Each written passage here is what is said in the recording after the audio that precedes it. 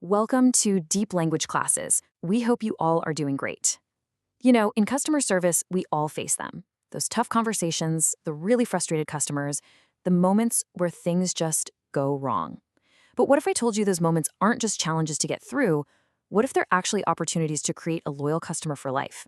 Well, in this explainer, we're going to master what's called the positive pivot. It's a super powerful shift in both your mindset and your language that can turn those difficult interactions into something genuinely positive.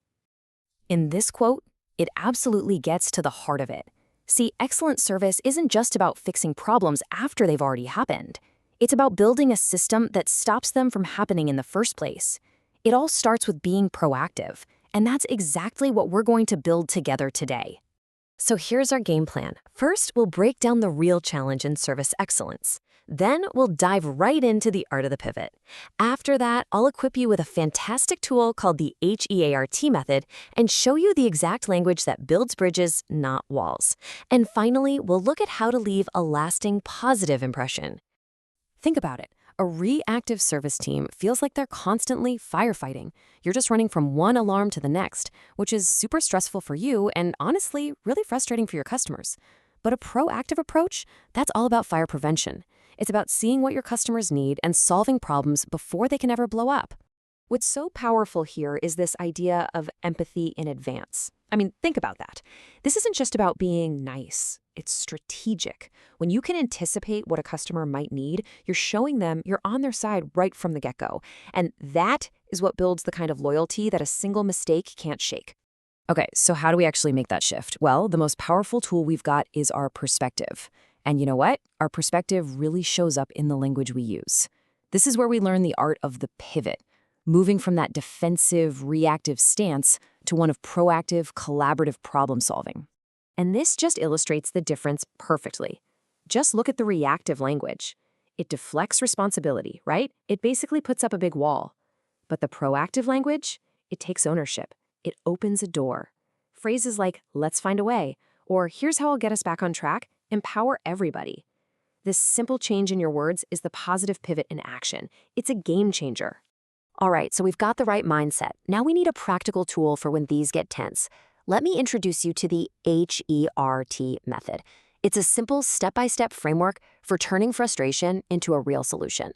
Now, this is so much more than just an acronym. It's a psychological tool for de-escalation. The magic is really in the order you do it. First, you deal with the emotion. You hear them out, let them get all out, and you empathize to show you get it. Then you apologize, not because it's your fault, but for their frustration. And only after you've validated their feelings do you switch to logic with resolve, where you find a solution together. And finally, you thank them, which reframes their complaint into something helpful. With that HEART framework in our back pocket, let's zoom in on the specific words we choose. These are the actual bricks you're going to use to rebuild trust. These phrases aren't just fluff. They're not just being polite. They are foundational. When you say, I understand how frustrating that must be, you're literally doing the empathize step from the HEART method. You're making the customer feel seen, feel heard, and that's always the first step to turning a tense situation around. So you've used HR. You've navigated the tough part of the conversation. Awesome. But don't stop there. How you end the interaction is just as critical as how you start it. This is your chance to really lock in that positive experience and build a bridge to future loyalty. Always try to end the conversation with this simple but incredibly powerful question. By asking, what else can I do for you today? You're not just closing a case. You're showing them that you're still committed to their satisfaction. It's a proactive offer that leaves them feeling completely taken care of. So when you put it all together, that proactive mindset, the HEART method, and using the right language, they're more than just tools. They're like a superpower. They give you the ability to turn a moment of crisis into a genuine moment of connection. You stop just solving problems and you start building relationships. So the next time you're facing one of those tough interactions, ask yourself, is this a problem that just needs to be fixed, or is this a relationship that's waiting to be built?